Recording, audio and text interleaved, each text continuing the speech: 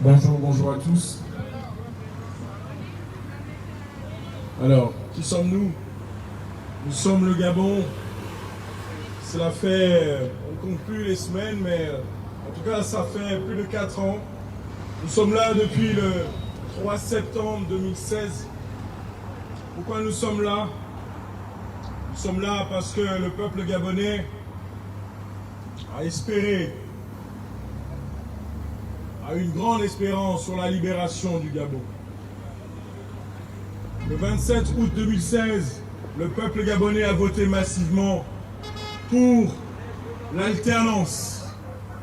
Cette alternance qui n'a jamais eu lieu en 8 élections dans ce petit pays d'Afrique centrale, qui au passage est la chasse gardée de la France-Afrique, dont le fric va dans la Banque de France.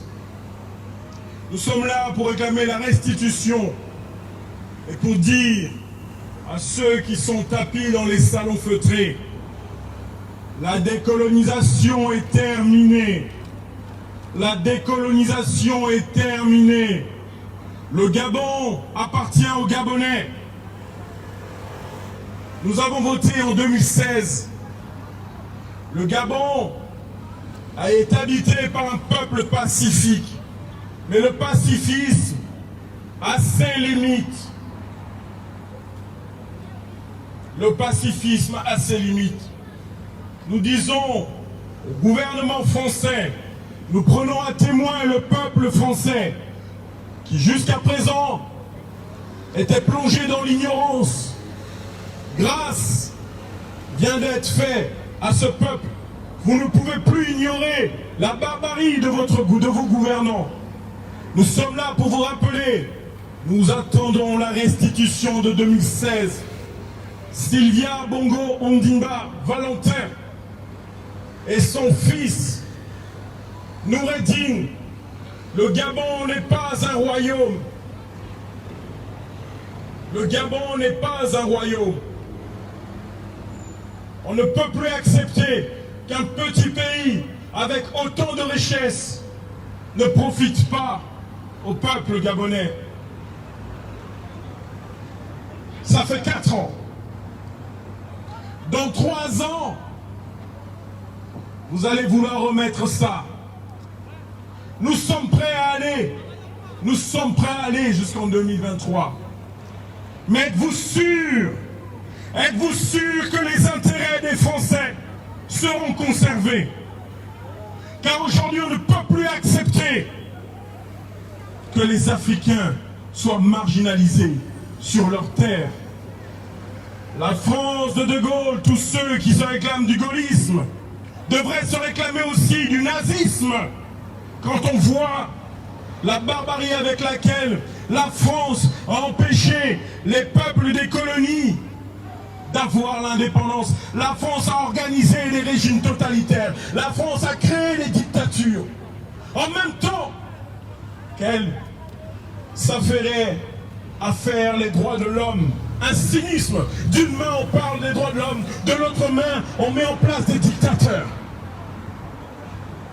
Et sans craindre l'opinion publique, on se permet de tirer sur des femmes enceintes, de tirer sur des bébés, d'envoyer des gens dans les airs pour qu'ils s'éclatent pour faire peur. Des méthodes d'Hitler.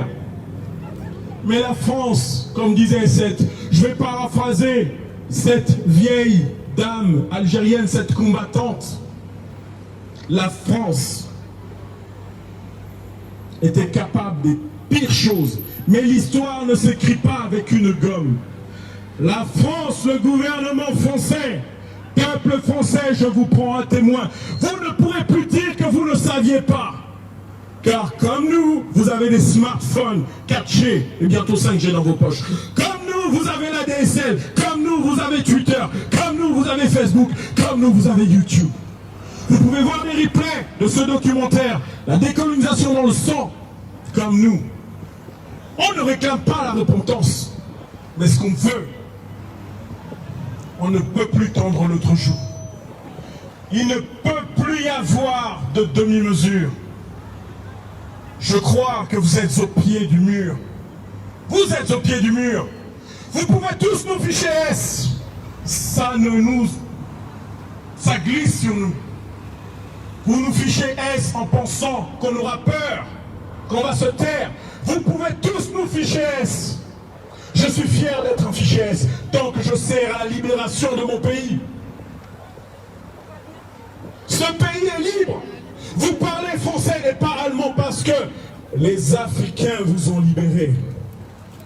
Et ceux qui vous ont libérés, vous les avez massacrés avec des méthodes de nazis.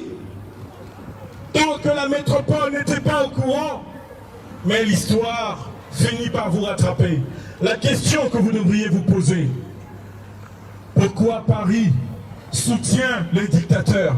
Pourquoi Paris est toujours à côté des dictateurs? Pourquoi Paris reçoit toujours les dictateurs?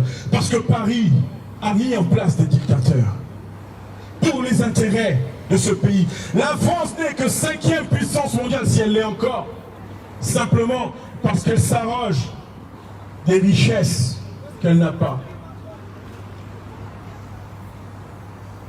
Ah, je ne vais pas parler de patates aujourd'hui, mais je vous invite, ce sont des données de l'INSEE, ce sont des données de l'INSEE, ce n'est pas de la théorie du complot. Je vous invite à aller regarder l'INSEE, regardez le classement de l'économie française, balance commerciale extérieure, nul. Qu'est-ce qui fait que la France tient? Allez regarder votre économie, allez-y. Mais la France est devant son avenir. C'est pour ça que Chirac, sur la fin de sa vie, a eu la lucidité de dire la France sans l'Afrique n'ira nulle part. Et je vous le dis, la France sans l'Afrique, vous êtes foutus. Vous avez le choix, soit de prendre le train en marche, soit de rester à quai. Mais nous, on va continuer. Et on aura le choix de choisir nos partenaires. Oh, vous diabolisez les Chinois, mais les Chinois sont des anges à côté de votre barbarie. Vous diabolisez Poutine, mais Poutine, je ne suis pas sûr que Poutine a commis des actes barbares. Oh, il y a eu le goulag. Je ne dis pas que c'était quelque chose de merveilleux. Mais je ne sais pas si Poutine tirait sur des femmes enceintes, sur des enfants. Je ne sais pas. Poutine envoyait les gens au goulag. Il y en a qui ont survécu. Certainement. Je ne dis pas que c'est mieux. Mais quand on voit l'horreur qu'a commis la France pour empêcher les Africains de se libérer, excusez-moi, on ne devrait même pas appeler ce pays le pays des droits de l'homme. On devrait baptiser ce pays le pays de l'horreur. Le pays nazi. Hitler a commencé le nazisme, la France l'a terminé.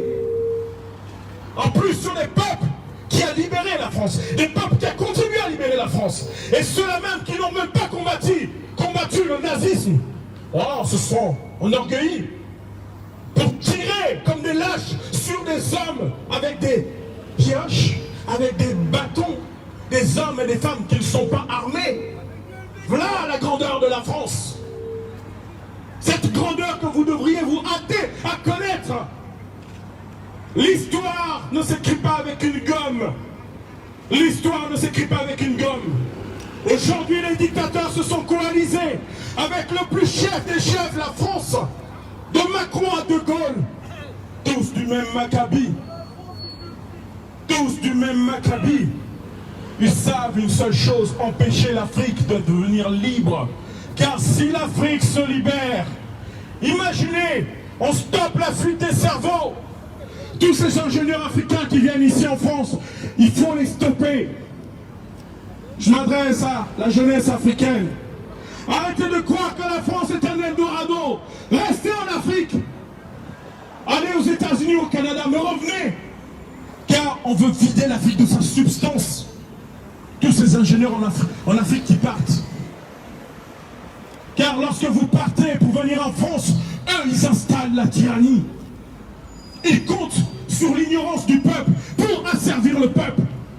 Restez. Vaut mieux la liberté dans la pauvreté que la richesse dans l'esclavage. Merci.